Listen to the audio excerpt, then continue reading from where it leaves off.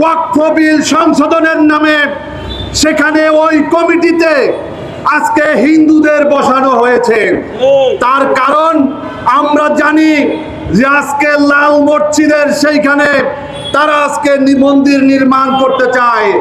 আজকে ভারতের বড় বড় মসজিদগুলোকে গুড়িয়ে দিয়ে সেখানে মার্কেট তৈরি করা হয়েছে। আজকে বাংলাদেশের একজন মুসলমান হিসাবে আমরা বসে থাকতে পারি না। আমাদের এক বক্তা বলেছেন এখান থেকে গাজা অনেক দূরে, কিন্তু ভারত অনেক দূরে নয়। বাংলাদেশের 18 কোটি মুসলমান, তারা বাংলাদেশে বসে আঙ্গুল চুষবে না, আঙ্গুল চুষবে না নরেন্দ্র মোদী।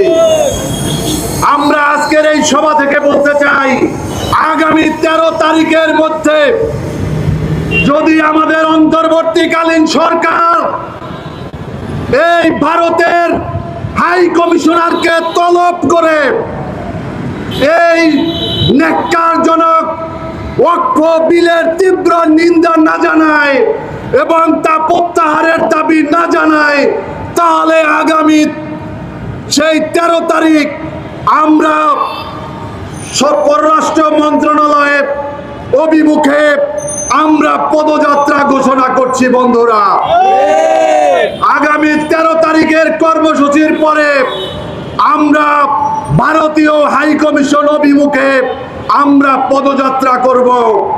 আমরা মুসলমান, আমরা কোথাও আগুন দেওয়ায় বিশ্বাস করি না, আমরা অস্ত্র নিয়ে কার উপরে হামলায় বিশ্বাস করি না। আপনারা দেখেছেন বিশ্বের বিভিন্ন জায়গাতে, বিশেষ করে সিরিয়াতে, বিশেষ করে এই আমাদের যেই গাজাতে কিভাবে মুসলমানদেরকে হত্যা করা হচ্ছে। আর দুনিয়ার যেই সমস্ত মানবাধিকার সংস্থাগুলো ওআইসি থেকে শুরু করে মুসলিম জাতিসংঘ গঠন না করে আজকে সারা দুনিয়াতে যারা মানবাধিকারের কথা বলে তারা শুধু আমেরিকার গোলামি করার জন্য তারা কাজ করে যাচ্ছে।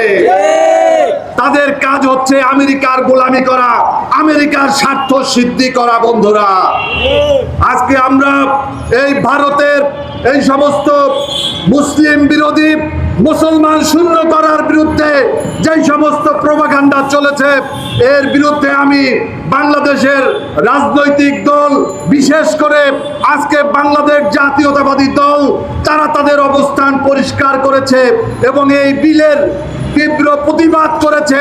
এজন্য আমি বিএনপিকে ধন্যবাদ জানাই। আমি ধন্যবাদ জানাই বাংলাদেশ জামাত ইসলামীকে।